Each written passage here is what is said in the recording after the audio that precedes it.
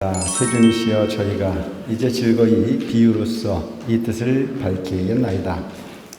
여기서 저희가라고 하는 부분은 앞에서 얘기했던, 그러니까 사리불이 상근기였다면 이제 중근기에 해당이 되는 해명수불이 마하가전년, 마하가섭, 마하목걸년이 이제 부처님에게 부처님이 일불승에 대한 부분의 이야기를 듣고 비로소 본인들이 이제 부처님의 가르침이라고 하는 부분의 내용의 장르를 분석해서 비유를 설명을 하는 거예요. 비유로. 내가 듣기로 지금 이 장자의 비유라고 하는 부분을 부처님께서 말씀하시는 것이 아니고, 지금 이 비유는 수보리와 마하가전년, 그리고 마하가섭, 그리고 마하목걸년이 이제 자기들이 이해한 만큼의 비유를 설명을 하는 거예요. 이제 지금부터 그 내용을 한번 들어보겠습니다. 어떤 사람이 어렸을 적에 아버지를 버리고 도망을 해서, 이제 그런 경우가 있잖아요. 부잣집 아들이라고 하더라도 잊어버리는 경우가 있잖아요. 부잣집 아들을. 그래서 집 나가면 어때요? 집 나가면, 부잣집 아들도 집 나가면 뭐예요? 거지지 뭐. 이 팔자라는 게 무서운 거예요, 여러분.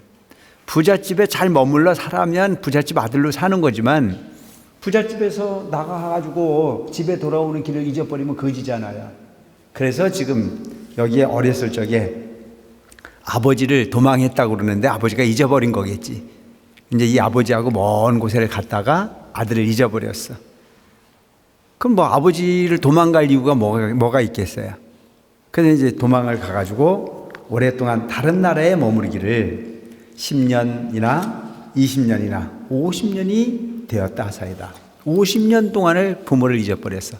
고해가 돼서. 그 나이는 이미 든 데다가 너무 가난해.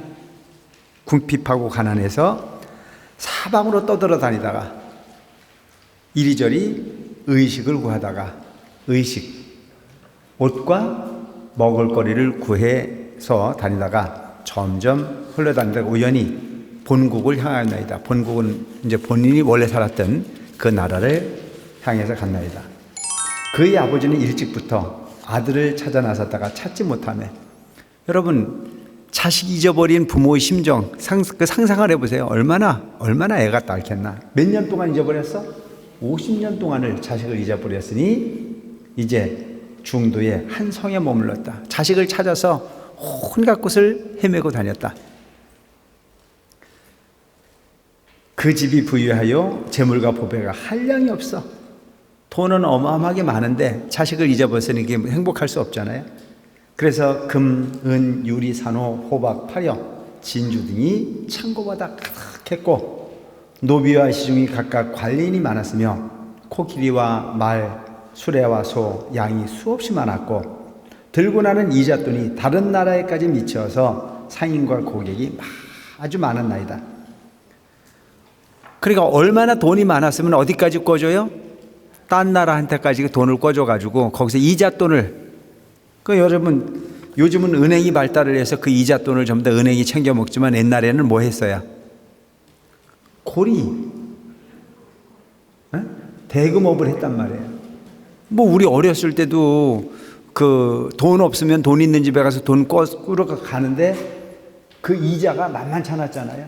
요즘 은행 이자라고 해봐야 1.5%, 2% 이 정도 되죠. 안 맡겨봐서 몰라요? 1.5%, 2% 거기서 특별금리 준다고 해봐야 2%를 그냥 오가는 정도인데, 옛날에는 몇 부씩죠, 몇 부. 3부씩 그렇게. 그러니까 어마어마한 부분이죠. 옛날에도 아마 부처님 당시에도 그런 고리대금업이 있었던 모양이야. 그러니까 딴 나라에까지 얼마나 돈이 많으면 돈을 꿔주고 그 이자돈을 회수하는 일이. 그때 빈궁한 아들인 여러 마을을 떠돌아다니고 여러 나라와 도시와 성을 거쳐서 마침내에 자기 아버지가 머문 성에 일어났나이다. 아버지가 계시는 성까지 이제 왔어. 아버지는 매양 아들을 생각하되 아들 잃은 지 50여 년이 지나도록 일찍이 남들에게 이런 일을 말하지 않았어. 내가 아들을 잊어버려서 이렇게 속이 상하다, 그런 말을 못했지. 애끓린 심정이죠. 다만 혼자서 마음속으로 뉘우치고 한탄하며 스스로 생각하되 나는 늙고 재물이 많이 있어 금과 은과 진귀한 보배가 창고에 가득한데도 자식이 없으니 하루아침에 죽고 나면 재물은 흩어질 텐데 맡길 데가 없구나 하였나이다. 그러니까 여러분, 여기 이 내용을 보면 있어도 고민이에요, 그죠? 자식이 아예 재산이 없었으면 그런 고민은 없었을 거 아니야. 근데 재산이 있어도 죽어야 안 죽어요?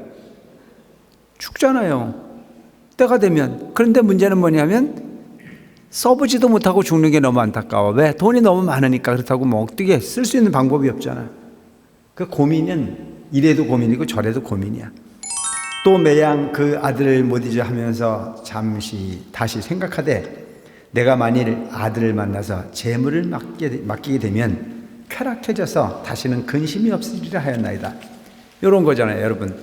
죽어도 여한이 없다, 뭐만 하면. 여러분들도 가끔 그러지 않아요? 부처님 앞에 엎드려 절할 때 부처님 요것만 해결을 해주면 죽어도 여한이 있어 없어? 그런 얘기 많이 하지 않나요? 요것만 해결을 해주면 내가 근심이 없겠다. 근데 그거 끝나고 나면 또 소원이 있어요, 없어요? 그 우리 사람 심리가 묘한 부분이라 살아있는 동안에는 고민이 끝날 수 없는 거예요. 살아있는 동안에는. 그래서 일체중생은 항상 생각을 반복해서 갈 수밖에 없는 게 번뇌야. 그 번뇌로부터 자유로워질 수가 없어. 끝나고 나면 또 욕심이 생기고 또 욕심이 생기고 한없는 욕심이 나를 계속 살게 만든다. 근데 어떻게 보면 여러분, 그게 필요한 부분일 수도 있어요. 삶의 목적이 사라지면 삶이 의미가 없는 거잖아요. 그 가끔 생각해 보면 과학이 발달하고 뭐 이렇게 자동차 산업이라든가 이런 모든 산업이 발달하고 하는 이유들을 보면 우리 사는 게 불편하니까 그 불편한 걸 해소하기 위해서 개발되어지는 게 과학 아닌가요? 요즘 코로나가 안 왔으면 백신을 만들었을까, 안 만들었을까? 안 만들었겠죠. 그게 와 있기 때문에 거기에 필요에 따라서 우리가 백신도 만들고 연구를 하듯이 근심이라는 자체는 그렇게. 근데 우리는 흔히 보면 내 앞에 있는 그 소원이 딱 이렇게 다가섰을 때는 그 소원만, 그 문제만 해결이 되고 나면 그 다음엔 더 없을 거라고 하는 쪽의 생각을 갖고 사는 게 우리 삶이야.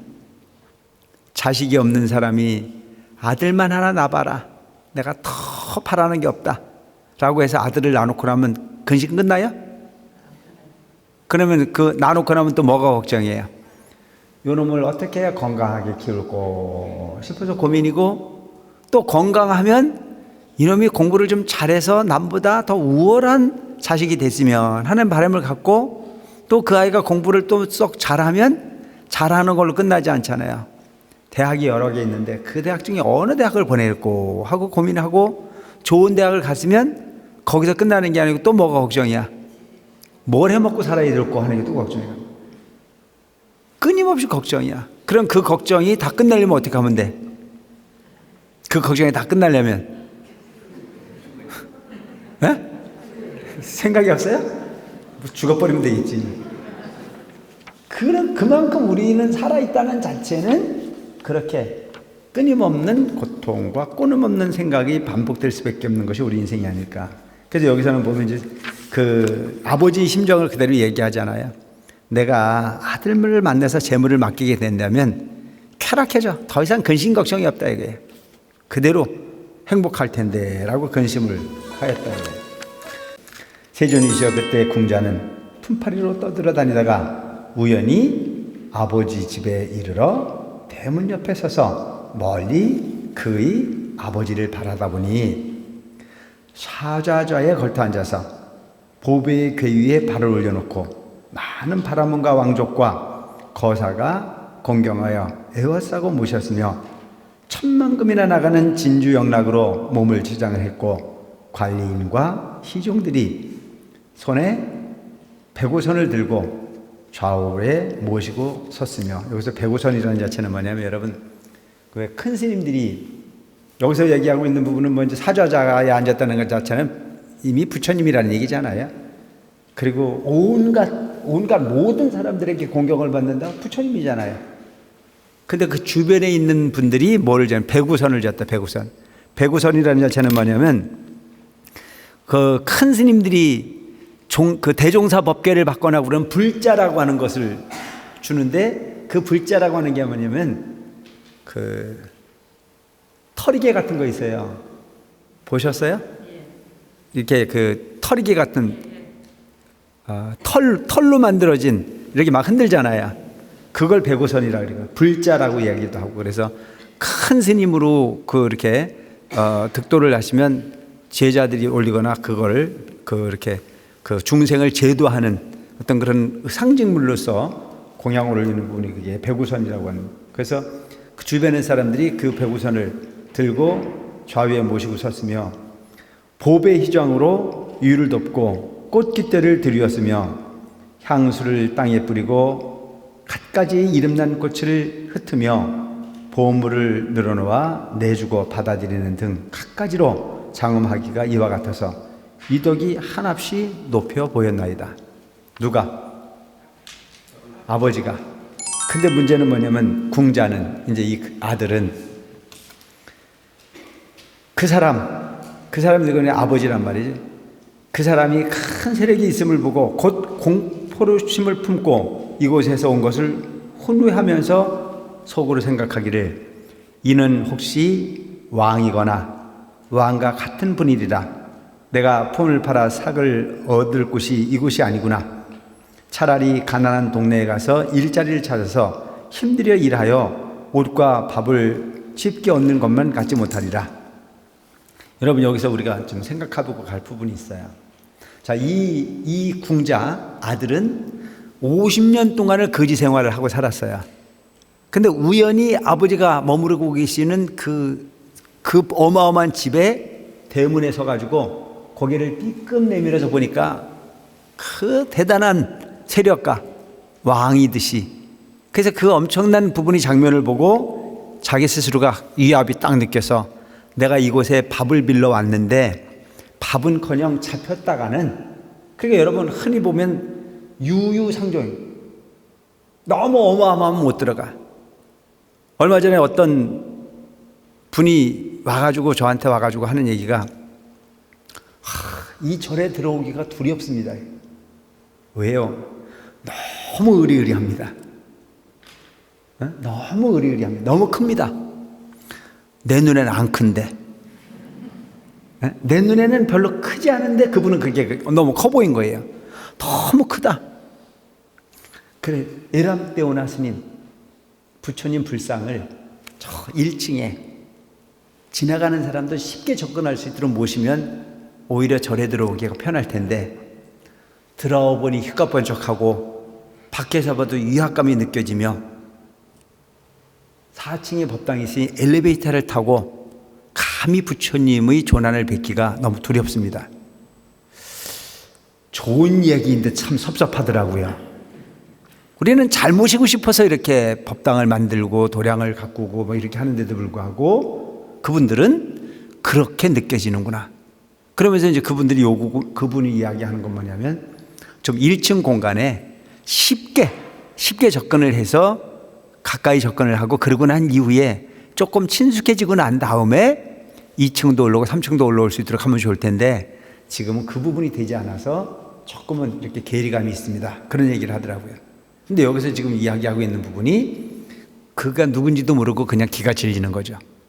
그래서 거기에 뭔가 옷도 빌고 밥도 빌기 위해서 그 부잣집에 고개를 내누였던 이 궁자, 이 아들은 아예 내가 여기 올 때가 안 됐구나. 여러분 흔히 보면 우리가 그 거지 철학이라는 게 있는데, 여러분 가난한 사람이 배가 고파서 밥을 얻어 먹으려면 부자 동네를 가야 됩니까? 가난한 동네를 가야 됩니까? 에? 그거 내가 옛날에 한 얘기지. 절대 부자 동네에 가가지고는 얻어 먹을 수가 없습니다. 왜? 부자 동네에 가도 사람을 못 만나요. 그렇지 않은가요? 담이 높아서 문 걸어 잠그고 그래 하면 부자 동네는 사람도 별로 없어요. 또 요즘도 부자 동네를 가면은요, 자동차만 왔다 갔다 하지 사람을 만날 수가 없어요. 가난한 사람이 배고픔을 해결하기 위해서는 담장이 없는 동네를 가야 돼. 그 담장이 없는 동네를 가면 그곳에서는 식사 대접을 해. 얼마나 배가 고플까. 심정을 알아서 상대방에게 배려하는 부분이 문화가 있어요. 그런데 계산을 잘못하면 굶어 죽기 딱 맞다. 그래서 제가 아는 그 교수님 중에 한 분이 어렸을 때 너무 가난해가지고 국어를 해서 평생 그 어린 시절을 보냈다라고 이야기를 하면서 그 교수님이 한번 이야기를 하더라고요. 스님, 배고픈 사람이 배고 옳지 않으려면 부자 동네를 가야 되느냐 가난한 동네를 가야 되느냐 그래서 난 그땐 당연히 부자 동네를 가야 된다고 내가 얘기를 했더니 스님 모르는 소리다. 부자 동네를 가면 만날 수 있는 것은 부자를 절대 못 만나고 만나봐야 가정부 정도를 만나는데 그 가정부가 관세를 더 한대요. 그것도 희한하죠. 차라리 부자를 만나면 부자는 동정심이 있는데 가정부나 집할자나 비슷비슷하다는 거예요. 근데 그 가정부가 그 거지라고 하는 부분을 더 멸시하는 문화가 있더라. 본인이 체험했다라고 하는 얘기를 그렇게 하더라고요. 그러면서 대문이 없는 동네를 가면 밥을 줘도 그냥 안 주고 소반에다가 밥을 받쳐준대요. 소반에다가 적은 상에다가. 그래서 사람 대접을 합니다. 그래서 본인은 그런 경험을 했다라고 하는 얘기를 들었는데 사실은 지금도 보면 너무 삶의 차이가 너무 이렇게 길이가 크면 거기서 공포감 같은 것이 생겨지는 부분은 어떻게 보면 당연할 수도 있겠죠. 그래서 여기서 비유도 이제 그렇게 하고 있습니다. 이곳에 오래 머물다가 혹 눈에 띄면 핍박당하여 강제로 나를 잡아 부릴 것이다. 이런 생각을 하고는 재빨리 달아 만나이다. 그때 그 부유한 장자는 사좌자에서 아들을 즉시 알아보고 이게 이제 아버지잖아요. 부모 마음은 그런 거예요. 자식은 부모를 기억하지 못하지만 부모는 보면 알잖아요. 그래서 마음에 크게 환희해서 생각하되 나의 재물과 창고를 이제야 맡길 곳이 있구나. 내가 항상 이 아들을 생각하였으나 만날 수가 없더니 호련히 스스로 오게 오니 내가 심히 원하던 바위로다. 나는 비록 나이 늙었으나 이런 까닭으로 이같이 탐하고 아껴느라라. 내가 지금까지 재산을 모은 이유는 이렇게 아들을 만날 줄 알고 그동안 그렇게 잘 아껴느라 하고 곧 옆에 있는 사람을 보내서 급히 쫓아가 데려오게 하였나이다. 그때 명을 받은 사람이 급히 쫓아가서 잡으니 궁한 아들이 놀라서 크게 부르짖어 원망하되 나는 조금도 죄가 없거늘 왜 나를 잡으려 하느뇨 하였나이다. 그리고 여러분 흔히 보면 제가 이제 그런 설명드렸잖아요.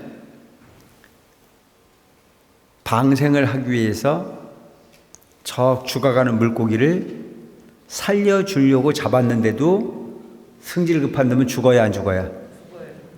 죽잖아요. 기절초풍해서 죽어요. 그 바로 뭐냐면 무지가 그런 걸 낳는 거예요. 무지가. 이 아들도 본인을 잡는 것은 무슨 뭐 노예를 시키거나 그러려고 잡는 게 아닌데도 불구하고 이 아들이 이제 깡다구가 없는 거지. 그러니까 거기서 뭘 해버리냐면 이제 아직 기절을 하는 거죠.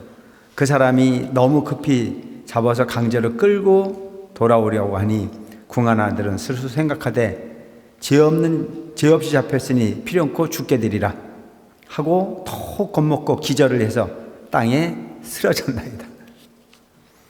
아버지는 멀리서 이를 보고 그 사람에게 일렀습니다. 그 사람은 필요 없으니 강제로 데려오지 마라. 얼굴에 냉수를 뿌려 깨어나게 하라. 그리고 다시 말하지 마라 하셨느니라. 왜냐하면 아버지는 그 아들이 심지가 얕고 졸렬함을 알고 자기가 호화롭고 귀하여서 그 아들이 어려움을 알았기 때문입니다. 명백히 아들이라는 것을 알았으나 방패로로 남에게 나의 아들이라고 말하지 아니하였나이다. 명을 받은 사람이 말하기를 내가 지금 너를 놓아줄 터이니 뜻대로 가거라 하니 궁자는 기뻐서 미중이를 놓고 땅에서 일어나 가난한 동네에 가서 의식을 구하여 하였나이다. 그때 장자는 장차 아들을 달래어 데려오고자 방편을 만들어 얼굴빛이 초췌하고 유독이 없게 생긴 사람을 비밀히 보내되 너희는 그곳에 가서 서서히 궁자에게 말하라. 저기 일할 곳이 있으니 너에게 품삯을 배로 주리라 하여 궁자가 허락하거든 데려다가 일을 시켜라. 그러니까 이제 문제는 뭐냐 하면 바로 요 얘기예요. 자, 부처님께서 깨달음을 얻고 난 이후에 화엄경을 며칠 동안 설했다 그랬어요. 21일 동안 설했다 그랬잖아요. 그래서 21일 동안 설한 게 뭐냐면 부처님이 화엄경을 설하는 과정이 일체중생에게 얘기했으나 일체중생은 놀래 나자빠져 가지고 그건 나하고 관계 없다고 거부한 거야. 이 궁자가 그 부자 아버지가 손을 내밀었는데 그걸 뿌리치고 기절을 했다라고 하는 부분이 비유를 그렇게 한 거예요. 그래서 여러분 그 궁자 경악 화엄시 가난한 아들이 놀래서 기절을 했어. 그 단계가 뭐냐면 부처님께서 화엄경을 설하신 시기다. 그래서 이 부분을 궁자 경악 화엄시다. 그래서 화엄경을 설했을 때는 하나도 알아먹은 사람이 없어. 다. 그래서 다시 이제 방편을 써서 이야기하는 부분이 요게 이제 다음 방편이 나오는 거예요. 방편을 설하는데 아함경을 설하기 위한 제분정과 아함시. 여기서 이제 딱 밑밥을 주잖아요. 뭐라고 밑밥을 줘요? 응? 네가 가난한 동네 가가지고 구걸을 해서 품을 팔고 해서 먹으려고 그쪽에 가서 편하게 살고 있어 나름대로는. 근데 이제 사람을 보내가지고 유유상종이야. 그러니까 이게 뭐냐면은 누군가를 가르치려면 어린아이를 가르치려면 어린아이 수준으로 내려와야 아이를 가르쳐. 그러니까 초등학교 아이를 가르치려면 선생님의 심리가 초등학교 수준으로 돌아가야 아이들이 따라준단 말이죠. 대학원을 다니는 그 소위 말하는 그 박사 과정을 끝낸 교수가 초등학교 다니는 아이를 교육을 시키려고 그러면은 잘 돼야 안 돼요? 잘 안 되잖아요. 너무 높아. 눈높이가 안 맞아. 그래서 대학 교수도 자기 아들은 어디 보내요? 유치원 보내잖아요. 에? 자기 아들은 초등학교 보낸단 말이죠. 그게 뭐냐면 눈높이라고, 눈높이. 그래서 여기서도 지금 부처님이 일체 중생이 내 아들인데 처음부터 바로 부자를 만들어주고 싶은데도 불구하고 줘도 못 먹어. 금은보화를 던져주는데도 금은보화를 기절초풍을 해서 내 거 아니라고 그냥 도망을 가.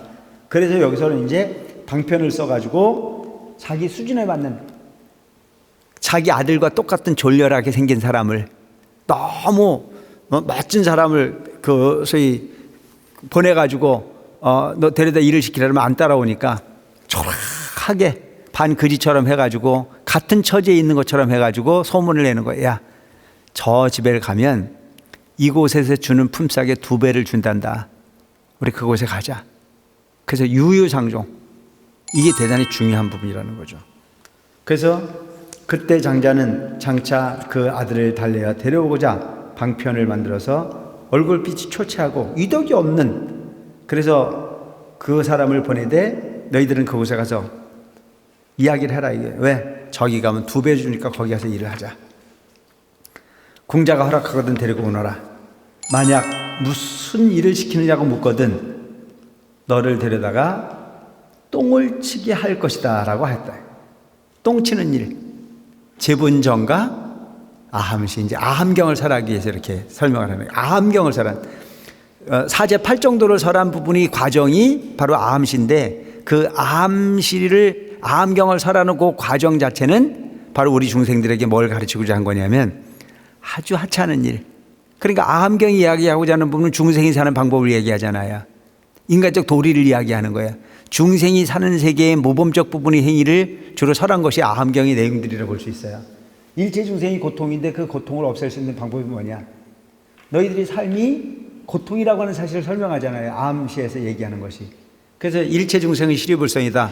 뭐가 불성이 있는 너희들 존재가 소위 그대로 다 붙여일 수 있는 부분이 가르침을 줘도 못 알아먹으니까 너희들의 삶은 고통이다라고 하는 걸 설명하잖아요.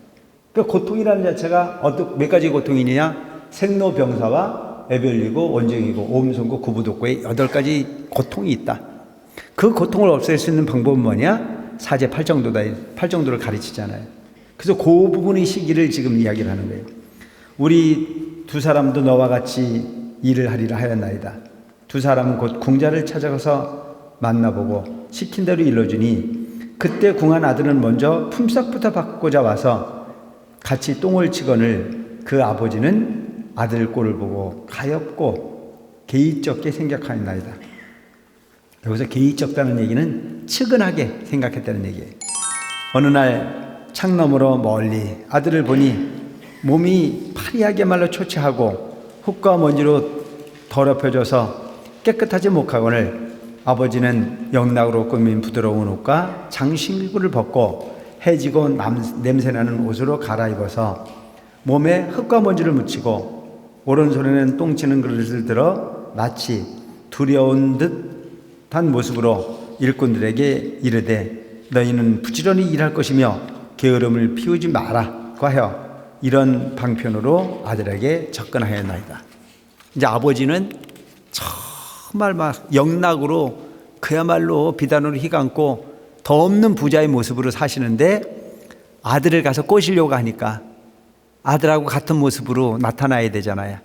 그래서 일부러 해진 옷을 입고 일부러 흙을 묻히고 초췌한 모습으로 가서 그 똥그릇을 들고 그리고 아들 가까이 가가지고 뭐라고 얘기를 해? 딴 사람들한테 열심히 일해라. 이제 험한 모습을 보여주는 거예요. 그러니까 그 험한 모습을 보여줬을 때 너나 나나 다르지 않다라고 하는 부분이 믿음의 새끼. 이걸 뭐라고 그래요? 방편. 그걸 방편이라 하잖아요. 상대방의 어떤 그런 두려움을 없애주기 위해서 내 스스로를 낮춰서 그 수준을 함께 하려고 하는 부분입니다.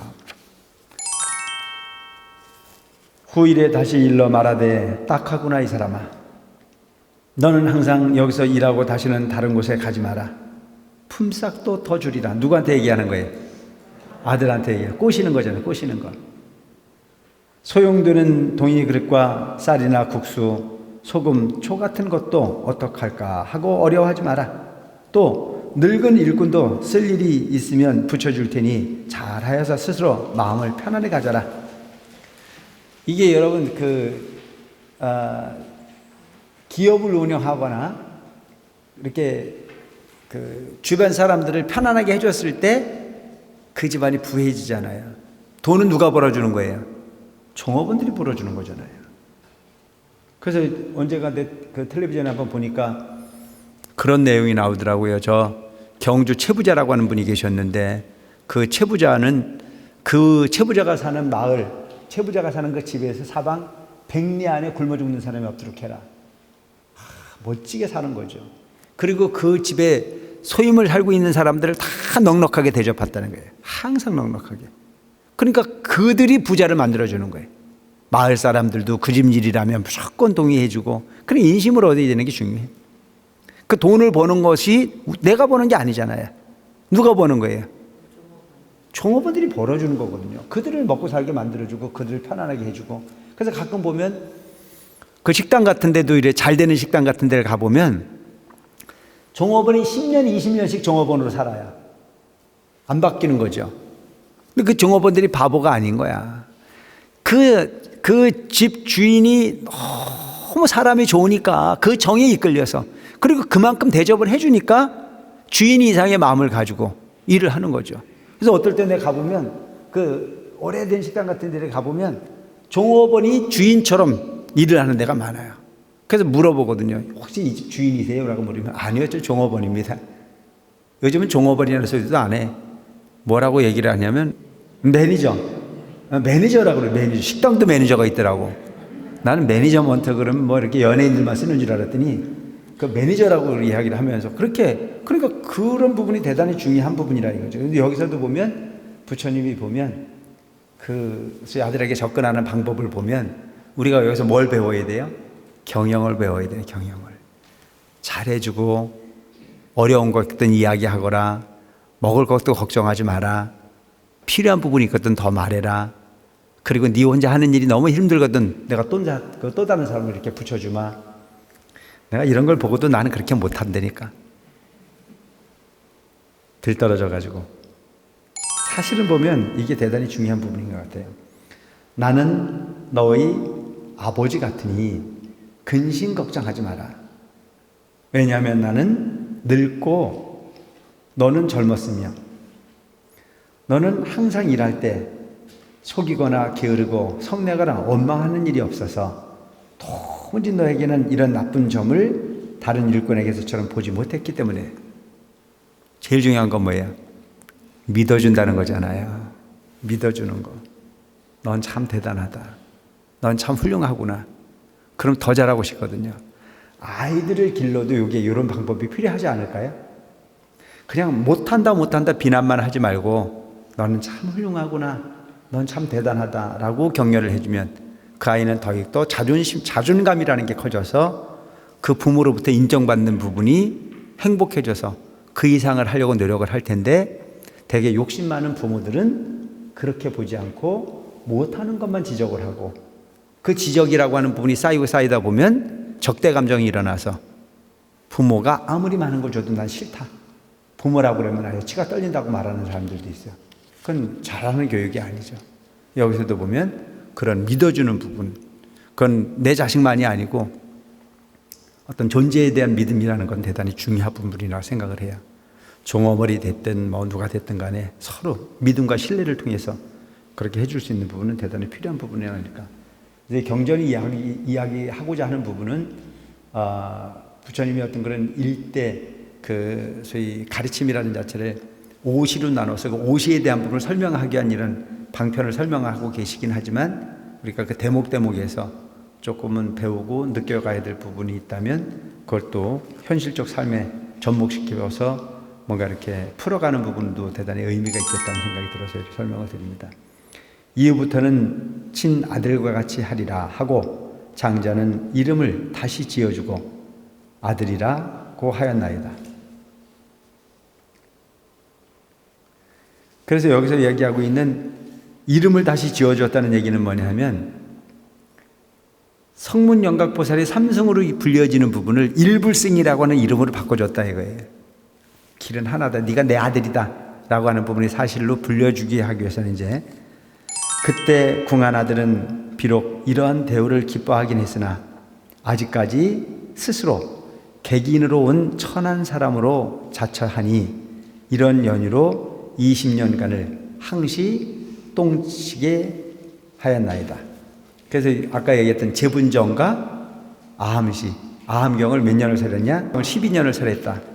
그래서 12년 동안 아함경을 소위 공부하는 그 과정을 일컬어서 이제 아함시비 내지는 제분정과 아함시. 이 시일이 지난 후에야 마음을 서로 알고 믿게 되어서 친해져서 출입은 어려워하지 않았으나 그 거처는 여전히 본래 있었던 곳이었나이다. 세존이시여, 그때 장자는 병이 생겨 스스로 오래지 않아서 죽을 것을 알고 궁한 아들에게 일러 당부하였나이다. 나에게는 지금 많은 금, 은과 진귀한 보배가 창고마다 가득하니 그 속에 있는 재물이 많고 적음과 받을 것과 줄 것을 너는 모두 알아두라. 무슨 얘기예요? 회계 담당자를 시키는 거잖아요. 금전 출납부를 맡겨가지고 누구한테 얼마 줬는지, 어디에 얼마큼 받을 게 있는지 이런 부분을 네가 다 이제 좀 알아서 해줘라. 왜? 나는 이제 나이가 너무 많다 이거예요. 근데 내가 누구한테든지 맡길 사람이 없다, 믿을 사람이 없다. 누구만 믿어? 너만 믿는다. 얼마나 기분 좋은 일이겠어요. 너만 믿는다. 나의 마음이 이와 같으니 마땅히 이 뜻을 받아서 처리하라. 왜냐하면 이제 나와 너는 다를 것이 없으니 부디 마음으로써 마음 써서 잃어버리는 없게 하라 하였나이다. 그때 궁한 아들은 분부를 받고 여러 가지 물건과 금, 은과 진귀한 보물과 모든 창고를 다스리게 되었으나 밥 한 그릇 거리도 가로챌 뜻이 없었다. 욕심이 있어 없어? 욕심이 없어. 삿된 마음이 없어. 나는 오직 그냥 고지식해. 그 거처는 여전히 본래 있었던 곳이었으며 열등한 마음을 능히 버리지 못했나이다. 다시 얼마를 지난 후에 아버지는 아들의 뜻이 점차 뚫려 편안해져서 큰 뜻을 성취해 스스로 그전의 마음이 비열했다는 것을 알고 임종할 때를 당하여 그 아들에게 분부해서 친족과 국왕이며 대신과 왕족과 거사를 모이도록 하고 곧 스스로 선언하였나이다. 여러분 마땅히 아시오. 이 아이는 나의 아들이며 나의 소생이요 어떤 성중에서 나를 버리고 달아나 같은 고생하기가 50여 년이었으니 그 이름은 본래 아무개요 나의 이름은 아무개요. 예전에 본성에서 근심하며 찾아다니다가 우연히 이곳에서 만났어. 이 아이는 실로 나의 아들이요 나는 실로 그의 아버지이니 지금부터 내가 가진 모든 재분은 다 이 아들의 것이며 먼저 출납하던 것도 이 아들이 알아서 할 바입니다 하였나이다. 세준이시여 그때 궁한 아들은 아버지의 말을 듣고 크게 환희하여 일찍이 없었던 것을 얻고 이르기를 나는 본래 마음이 바란 바가 없었건만 이제 보장이 저절로 굴러왔다고 하였나이다. 여기서 얘기하는 보장이라는 자체는 법장, 법의 창고, 세준이시여 부인 장자는 곧 부처님이시고 저희는 그 아들과 같사오니 부처님께서는 항상 저희를 아들이라고 하셨나이다. 세준이시여 저희가 삼고에 얽혔기 때문에 생사고해에서 갖은 연례를 받으며 미혹하고 아는 것이 없어 소승법에 즐겨 집착하였나이다. 오늘 세존께서 저희를 모든 희론의 똥을 없앨 것을 생각하도록 하셨나이다. 저희는 그런 작은 법 가운데서 부지런히 정진하여 하루 품삯 같은 열반에 이르렀나이다. 이를 얻고 마음에 크게 기꺼워하며 스스로 족하여 여기고 말하되 불법 가운데에서 부지런히 정진한 까닭으로 소득이 매우 크다고 하였나이다. 여기서 보면 저 앞에 보면 이제 삼고 세 가지 고통이 얽혔다. 세 가지 그 고통이 뭐냐? 첫째, 고고라고 해가지고 아주 격한 추위나 더위, 통증, 갈증, 몸으로 느끼는 감각적 괴로움을 우리가 고고라고 그래요. 육신을 가지고 있으면 이런 고통을 우리 겪게 돼 있잖아요. 추워 죽겠고, 더워 죽겠고, 아파 죽겠고, 배고파 죽겠고, 목말라 죽겠고, 다 죽어야 안 죽어야? 이걸 고통이라고 그래. 고고. 육신을 가지고 있으면 무조건 겪는 거야. 근데 여러분 오늘 춥죠? 에? 이게 춥다고요? 저기 조금만 가봐. 여기서 한 2시간만 차 타고 가면요. 이건 추운 것도 아니야. 엄청 추워. 오늘도 보니까 막 겹겹이 막 껴있고 막 다 들여쓰고 막 그래 다니더라고. 이 동네는. 근데 여기는 그렇게 춥다고 느끼지만 우리는 별로 안 추워, 나는. 왜? 하도 추운 데 살아가지고. 그런 차이가 있어. 그러니까 어쨌든 육신을 가졌으면 어쨌든 추위와 싸워야 되고 더위와 싸워야 돼. 한여름에는 더워 죽겠다고 헐떡거리고 한겨울에는 추워 죽겠다고 헐떡거리고 먹여놓으면 배불러 죽겠다고 헐떡거리고. 그러니까 먹는 것도 이게 적당히 먹어야지 많이 먹으면 그것도 고통이잖아요. 굶겨놓으면 또 어때요? 배불러서 헐떡거린다고 해서 3끼만 굶어봐. 배는 게 없어. 그러니까 모든 부분이 이 육신이라고 하는 부분이 가지고 있는 동안에는 고통과 더불어 살 수밖에 없는 것이 우리의 삶이다. 그 다음에 행복, 재행무상이다. 변해가는 모습의 고통.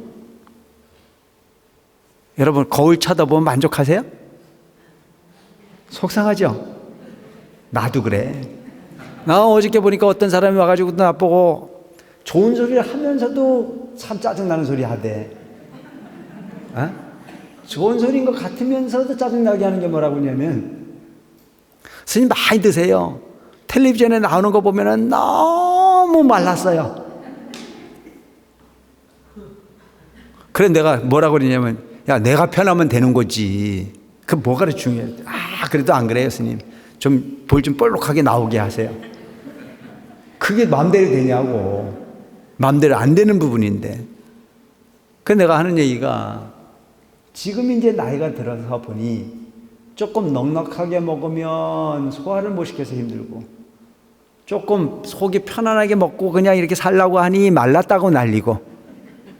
그러니까 이 세상이 편안한 세상이 아니야. 재행무상이야. 이 세상 모든 부분은 다 그렇게 변하는 부분이 과정 속에 살 수밖에 없어. 그것도 재미있는 게 뭐냐면, 나보다 연세가 높으신 분들이 나를 보면 뭐라고 하냐면 하나같이 그러거든. 스님은 나이도 안 먹네요. 그래. 근데 그게 기분이 별로 안 좋아. 좀 젊은 사람들이, 나하고 비슷한 사람들이 스님은 참 안 늙네요 그러면 좀 이렇게 자존감이 좀 살 텐데, 또 나보다 젊은 사람들이 보면 꼭 한마디 하고 가는데 뭐라고 하냐면 스님도 늙네요 이러고 가니까, 스님이라고 안 늙어? 그러면서 하는 얘기가 이제 옛날에 삼부당에서 옛날에 이대중 정신 모시고 있을 때 그때 참 좋았다 이거예요. 나도 알아. 근데 그 세월을 붙잡냐고요. 어쩔 수 없는 거지. 그런데 문제는 뭐냐면, 그때는 그때대로 만족을 못했고 지금은 지금대로 만족을 못하는 게 우리 인생이라. 한 번도 만족은 없어. 불만에 가득 찬 부분으로 그 변해가는 모습을 받아들일 수밖에 없는 부분이 삶을 사는 것이 우리 삶이다. 그래서 이걸 일컬어서 우리는 행고다. 그 다음에 개고다. 애착하는 대상이 되는 모습으로 괴로워하는. 그러니까 우리 목숨이라는 자체는 항상 한정이 돼 있잖아요. 그래서 그런 부분의 괴로움 속에 살고 그런 부분에 얽혀 있는 부분 삶을 삼고에 얽혀 있기 때문에 생사고해에서 가장 열애를 받으면서 가장 고뇌를 하면서 미혹하고 아는 것이 없어서 소승법에 즐겨 집착하여 있느다. 오늘 세존께서는 저희를 모든 희론의 똥을 없앨,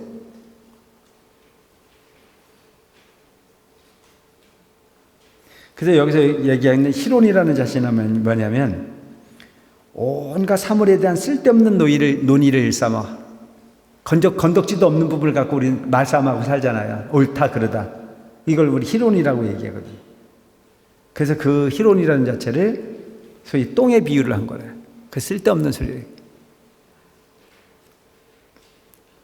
저희는 그런 작은 법 가운데 부지런히 정진하여 하루 품삯 같은 열반에 이르는 나이다.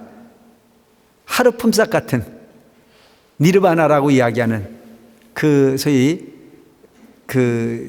적은 부분의 열반, 적은 낙을 얻고 그게 다라고 생각했는데, 이제 부처님께서 일불성을 딱 보여주니까 무상정등 정각의 가르침을 주니까 그게 별거 아니라고 하는 사실을 이제 깨달았다.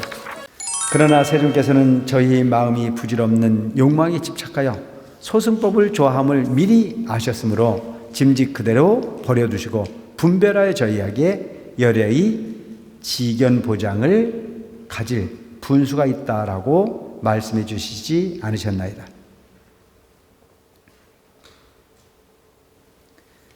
세존께서는 방편력으로 열애의 지혜를 설하셨건만 저희는 부처님을 쫓아 하루 품삯 같은 열반을 얻고서는 이를 크게 얻었다고 하고 이 대승법을 구할 뜻이 없었나이다. 저희는 또 열애의 지혜로서 보살들을 위해 열어 보이시고 연설하시기는 했사오되 저희 스스로는 이에 지원을 하지 않았나이다. 그 까닭은 부처님께서 저희가 소승법을 좋아함을 아시고 방편력으로 저희 근길에 따라 설하셨건만 저희는 자기가 본래 부처님 아들인 줄은 모르고 있었기 때문이다. 이제서야 저는 세존께서 불지를 아끼지 않으셨음을 아나이다. 왜냐하면 저희는 예전부터 부처님이 참된 아들이면서 오직 소승법만 좋아하였기 때문이었나이다. 만약 저희에게 대승법을 좋아하는 마음이 있었다면 부처님께서는 저희를 위하여 대승법을 설하셨을 것이옵니다. 그러니까 우리가 흔히 보면 이런 거잖아요. 절에 오시는 부분이 뭐 스님이 됐든 누가 됐든 간에 현실적 부분이 고통을 없애기 위한 모습으로 절에를 오는 거지,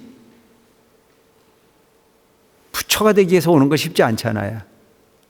와서 살다 보니까 아 그래 나도 가능성이 있는 거구나 라고 하는 쪽으로 생각을 한단 말이죠. 그래서 옛날에 그 대조사님 계실 때도 보면 방편이라는 게 있었단 말이죠. 그 방편이 뭐였냐면 부처님을 찾아오게 하는 부분은 중생의 삶으로부터 고통이 있는 사람이 찾아오지 그 고통이 전혀 없는 사람은 올 일이 없어요. 근데 그 고통은 본래부터 가지고 있는 인연의 방편으로 그 고통이 만들어진 사람도 있지만 고통이 없었던 사람이 방편으로 갑자기 고통이 만들어져서 안 오면 안 되게 만들어 부처님과 인연을 맺게 하는 부분도 있다는 거죠. 그래서 그렇게 해서 시작한 사람들이 절을 오면 처음에는 그 고통을 없애기 위해서 기도를 하다가 그 마음이 커지면 그까지 고통은 아무것도 아니다.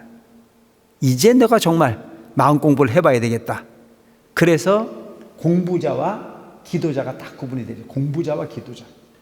똑같은 관세음보살을 부르는데 이 사람은 공부자라고 말하고 똑같은 관세음보살을 부르는데 이 사람은 기도자라고 말하는 이유가 뭘까? 그러니까 소승의 법에 탐착하는 사람은 기도자야.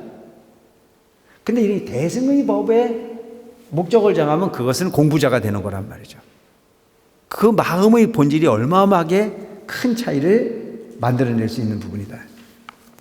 지금에야 이 경에서 오직 일승만을 설하시나이다. 일적의 보살들 앞에서 성문들이 소승법을 좋아함을 꾸짖으셨으니 그러나 부처님께서 실은 대승으로서 교화하심이나이다. 그러므로 저희는 말씀드리나이다.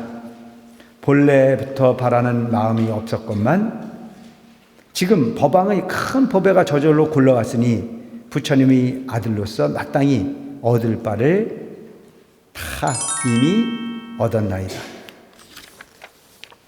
그때 마하가섭이 그 뜻을 거듭해보자 개승으로 사례였습니다. 저희가 오늘 부처님의 가르치심을 듣자옵고 기쁨에 넘쳐 일찍이 없었던 감격이 벅차나이다. 부처님께서 성문도 성부를 하리라 하시니 이 없는 보배를 구하지 아니했는데도 얻었나이다. 비유하옵건대 동자가 어리고 철이 없어서 아버지를 떠나 도망쳐서 타관에서 멀리 그 타관으로 가서 여러 나라를 떠돈 지 50여 년이라 하사이다. 그 아버지는 근심하여 사방으로 찾아다니다가 지쳐서 어느 성에 정착하여 큰 집을 짓고 오용락을 즐겼나이다.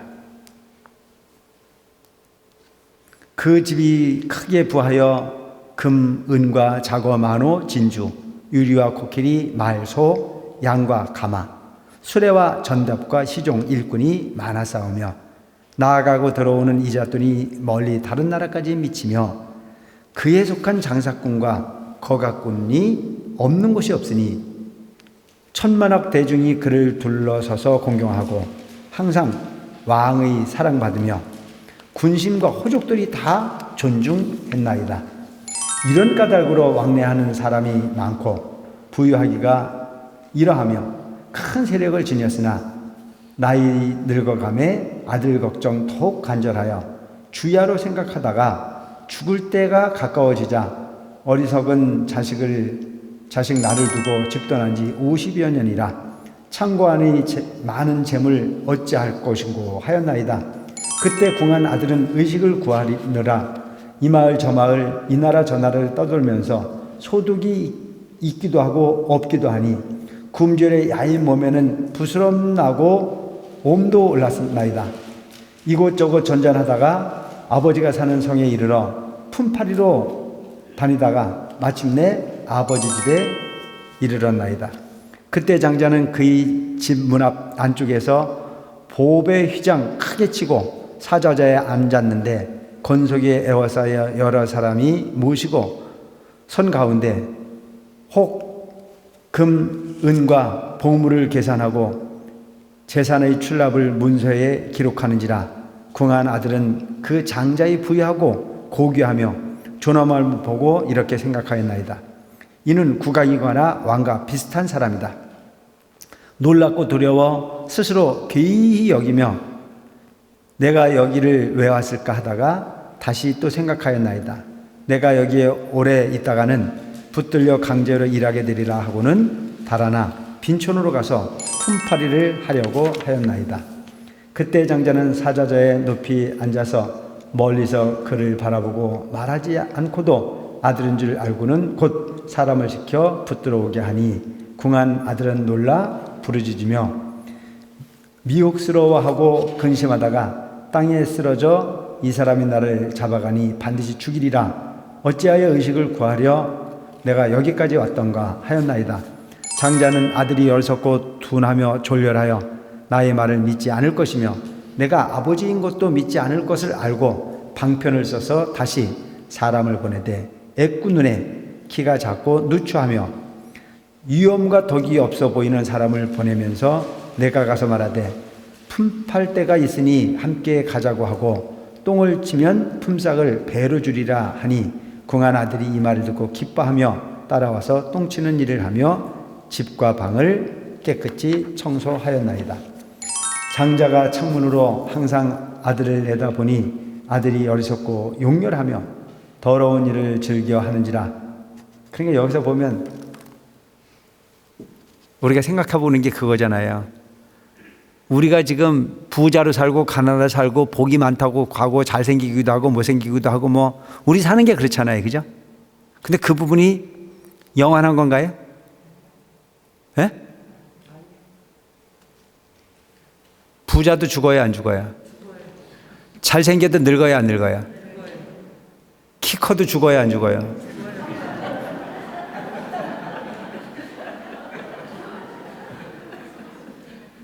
그러니까 이게 보면 우리는 여기에 지금 목숨 걸고 살잖아요. 목숨 걸고. 그게 지금 여기서 딱 그렇게 얘기를 하고 있잖아요. 어? 중생이 사는 세계가 그렇게 아주 용렬한 거야. 영원하지 않은 거야. 그런데 문제는 뭐냐면 다 죽어도 나는 죽어 안 죽어? 이게 문제라니까. 다 늙어도 난 늙어 안 늙어? 안 늙어. 옆에 놈이 죽는데도 저는 안 죽을 것 같은데 뭐. 그렇기 때문에 그 화정제비 같은 그 부분에 빠져 있어. 그래서 여기서 보면 더러운 일을 즐겨 해. 그 삿된 부분에. 이에 장자는 해주고 때 묻은 옷으로 갈아입고 똥치는 통을 들고 아들이 서 있는 곳에 가서 방편으로 가까이 해서 말하되 부지런히 일하라. 너에게 품삯도 더 주고 발에 바르는 기름과 먹을 것을 넉넉하게 주며 자리도 따뜻하게 해주리라. 또 꾸짖는 말로 너는 마땅히 부지런히 일하라. 또는 정겨운 말로 너는 나의 아들과 같다고 하였나이다. 장자는 슬기로워서 장차 집에 출입시켜 20년이 지난 후에는 집안일을 돌보게 하고 금, 은, 진주, 파래 등을 있는 대로 보여주고 들어오고 나가는 재물을 다 알아서 하게 하였나이다. 그러나 아들은 아직 대문 밖에 음집에 거처하면서 생각하되 나는 가난하여 이런 집 물건이 없다고 하였나이다. 있어요, 없어요? 그래, 여러분, 우리가 그렇게 생각하잖아요. 부처님은 부처님이고 나는 중생이잖아요. 아, 그렇게 생각 안 하나요? 근데 부처님이 우리에게 가르치고자 하는 부분은 여러분들도 여기 앉을 수 있다는 얘기야. 이 자리가 누구 자리라고? 아, 대답을 안 해. 여러분들 자리라고, 여러분들 자리. 지금 그걸 이야기하고 있는 거잖아요. 근데 아버지는 이 자리를 주고 싶은 거예요. 여기서 뭐 비유를 뭐 여러 가지로 하잖아요. 뭐 금은보화를 가지고 모든 재산이 화려하고 모든 사람들이 밭으로 추앙하고 그 자리가 누구 자리냐면 여러분들 자리라고. 그래서 여러분들 뭐라고? 잘하고 불자. 부처님 자식이라고. 그럼 그 부처님 자식이 부처님을 뭘 받아야 돼? 부처님을 상속받아야 된다고. 근데 우리가 지금 이 법화경을 공부를 하고 있으면서도 저 자리는 내 자리야, 안 자리야? 근데 이거를 잘못 생각하면 그릇도 안 됐는데 가서 또 옆에 가서 이러고 앉았어요. 그런 사람들도 있어. 그러니까 우리가 그 목적을 정해야 될 부분은 나를 너무 과대평가하는 것도 문제가 되겠지만 나를 너무 과소평가하는 부분도 문제가 있다. 그래서 우리는 여기서 뭘 받아들여야 되느냐면 무한한 가능성. 내가 가지고 있는 부분이 십법계의 그 소위 구족되어져 있는 환경 속에서 내가 부처의 가능성이 분명히 있다라고 하는 사실을 긍정하라는 얘기예요. 조도 못 먹는단 말이에요. 조도. 쾌감을 알고 재물을 물려주고자 친족, 국왕, 대신과 명문 거족을 불러 모아 그들에게 말하였나이다. 이 아이는 나의 아들이니 나를 떠나 타관에서 50년을 지냈고 아들을 만난 지도 벌써 20년이 오이다. 그 옛날 어느 성에서 이 아들을 잃고 두루 찾아다니다가 여기서 살게 되었습니다. 물은 내가 지는 집과 사람을 다 이 아이에게 부족하여 마음대로 운영토록 하겠습니다. 아들이 생각하되 예전에는 가난하여 뜻이 졸렬하였는데 이제 아버지 처소에서 진귀한 법회와 집과 일체의 재물을 얻었구나 하면서 매우 기뻐하며 일찍이 없었던 바를 얻었나이다. 부처님도 이와 같으시어 저희가 소승법을 좋아함을 아시고 일찍이 저희도 성불하리라 말씀 아니하시고 오히려 저희가 무루를 얻어서 소승을 성취한 성문 제자라고 설하셨나이다. 무루라는 자체는 여러분들에게 그 설명을 많이 드렸죠. 세지 않는 지혜. 부처님께서 저희에게 분부를 내리시되 가장 높은 이 도 닦는 자는 성불한다고 하리라 하셨나이다. 저희는 부처님이 가르침 받들어 큰 보살을 위해 온갖 인연과 갖가지 비유와 언사로 무상도를 설하니 모든 불자들은 저희에게 법문 듣고 주야로 생각하며 부지런히 닦고 익혔나이다. 그때 저불께서 그들에게 수기하시되 너희는 내세에 당연히 성불하리라 하시며 일체 재불이 깊고 오묘한 법은 다만 보살을 위해 그 사실을 설하시고 저희를 위해서는 그 진실되고 기묘한 내용을 설하지 하셨나이다. 저희 궁한 아들이 그 아버지를 가까이 모셔 비록 모든 보물을 알았으나 가질 마음이 없었듯이 저희도 불법의 참되고 오묘함을 입으로 설하였으나 스스로는 원하는 뜻이 없었음이 이와 같나이다. 그러니까 지금까지 이 장자와 궁자를 비유로 설명해낸 것은 아까 이야기했던 그 중근기의 제자들이 목련존자 같은 분들이 부처님이 법을 인지 알았나이다. 부처님께서 우리에게 뭘 주고자 했는지 이제 알았나이다. 그걸 본인들이 이제 이만큼 우리는 부처님의 말씀을 이해했다라고 하는 부분이 비유를 들어서 설명을 한 거예요. 그러니까 이 비유는 부처님의 비유가 아니고 바로 제자들이 비유를 한 거예요. 부처님 말씀을 이런 근기를 위해 했다. 저희는 번뇌를 끄는 것만으로 만족하게 여기면서 오직 이 일을 성취하고 다른 일은 생각하지 않았으니 부처님이 국도를 깨끗이 하고 중생교화하는 일을 어쩌다가 듣고도 저희는 도무지 좋아하지 않았나이다. 이게 무슨 얘기냐면 여러분, 관세음보살만 부른다고 되는 게 아니라는 얘기예요. 에? 성문, 연각, 보살을 이야기하는데 성문이라는 자체는 부처님의 법문을 듣는 거잖아요. 연각이라는 자체는 관세음보살을 불러서 내 마음을 청정하게 만드는 거예요. 번뇌가 끊어진 자리. 그래서 그 번뇌를 끊고 나면 번뇌가 끊어졌으니까 니르바나 열반이 된단 말이죠. 근데 그 열받나게 취해 있으면 그거 가지고는 안 돼. 마지막에 뭘 해야 돼? 그 근기를 가지고 중생을 도와줘야 돼. 이걸 보살도라고 한다고. 그 돌을 닦는 게 내 마음의 고요함을 얻기 위해서 닦는 거라고 생각하지 말고, 내가 내 마음을 고요하게 하고 내가 내 능력을 키웠으면 그 키워진 능력을 누구를 위해서 써야 돼? 남을 위해서 써야 되는 거죠. 그래야 이게 완성이 된다는 얘기예요. 그래서 여러분들에게 봉사하라고 그러는 거 아니에요. 그 봉사를 하고 보시를 하는 부분을 무지상 보시를 해라. 돌려받을 생각을 하지 말고 해라, 이런 얘기예요. 그러니까 여러분, 우리 대주사님이 대단하신 분이라고 저는 계속 생각을 하는 거예요. 그 시스템이 이 안에 다 있잖아요. 이 안에. 딴 데 가서 구할 게 없어요. 여기서 법문 듣고, 여기서 기도하고, 여기서 봉사하고, 다 돼야 안 돼요? 돼야 안 돼요? 해요, 안 해요?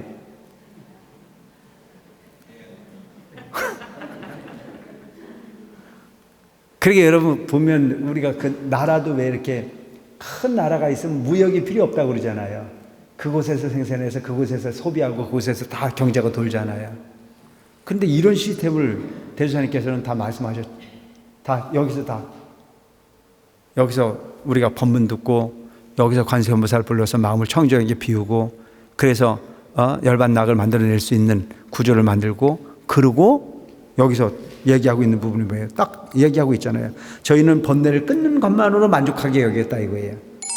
오직 이 일을 성취하고 다른 일은 생각하지도 않았고, 부처님이 국토를 깨끗하게 하고 중생을 교화하는 일은 어쩌다 듣고도 그거는 딴 사람이 할 일이지 내 일이 아니라는 생각했단 말이죠. 절에 와서도 보면 그런 경우 있잖아요. 부엌에 설거지하는 사람은 임명장 받은 사람만 하는 거지 우리가 그걸 왜 해? 이렇게 생각하는 사람이 있거든요. 근데 이제 임명장을 주려고 그러면 또 받아야 안 받아요? 그거 받아갖고 내 코끼를 왜 깨냐 이거예요. 내 코를 깨가지고 거기 가서 내가 왜 그 짓을 왜 하느냐라고 야근 고양이, 여기서 딱 얘기하잖아. 야근 고양이 밟는 어두운 짓을 하고 있다니까. 내가 뭐라 그러는 건 아니야. 여기 지금 나와 있기 때문에 내 비유를 설명하는 거지.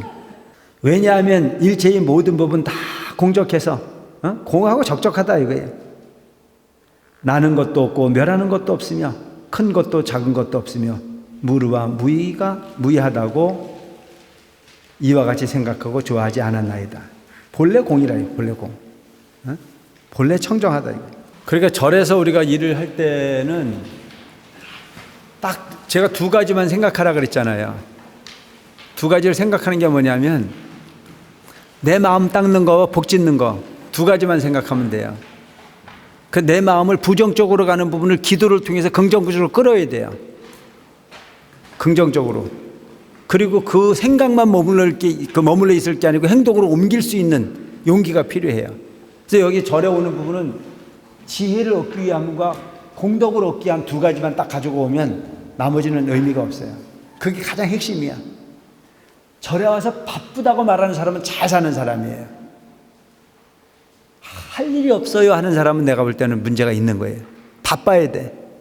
찾아야 돼. 그게 공덕의 씨앗을 넣는 거예요. 이 절은 마음 내는 사람 거예요. 여러분들도 알잖아요. 앞으로 3년 정도 가면은 월도 스님이 간다는 거. 모르나요? 다 가요. 그런데 문제는 뭐냐면 내일 가더라도 오늘은 주인처럼 살아야 돼요. 여러분들은 여기 임명장 없이 살도 되잖아요. 근데 뭐 여기 내가 영원히 살 거라고 내 얘기는 안 해. 있는 동안에 주인이 되라. 부처님 도량의 주인은 되라. 최선을 다해라. 그게 남는 거다 이거예요. 반드시 가는데 내가 여러분들 딴 건 몰라도 나도 가고 여러분들도 다 가는 건 내가 알아. 근데 언제 가는 건 내가 몰라. 반드시 가는데 갈 때에 가장 가치 있는 일은 현재의 주인이 되는 거다. 현재 열심히 살고 현재 최선을 다해 살다 보면 가는 길은 그만큼 편안한 길이 닦아지는 거다. 돌을 닦는다 그러죠. 돌을 닦는 게 뭐예요? 바로 그걸 닦는 거잖아요. 닦는 게 입으로 닦는 게 아니야. 행동으로 닦아야 되는 부분이지. 어쨌든 열심히 좀 그렇게 해주시고 이제 지금이 이제 그 양력으로서는 새해가 됐고 음력으로서는 아직 날짜가 조금 남았지만 요 기간을 통해서 더 그 새로운 해를 좀 준비를 하고 또 이제 스님들 안거가 내일부터 시작이 되져요. 스님들 안거가. 그래서 안거 기간에 뭐 옛날부터 운이 많이 달라져 있으니까 요 기간을 통해서 또 새롭게 여러분들이 뭐 이렇게 가하게 제가 날짜를 정해주진 않지만 요 기간을 통해서 기도도 좀 하시고 항상 또 어떤 긴점을 잡아서 노력을 하다 보면 또 다른 어떤 그런 부분에 운과 함께 할 수 있는 부분이 되니까 마음을 내셔서 열심히 기도하시도록 해주시기 바랍니다. 고맙습니다.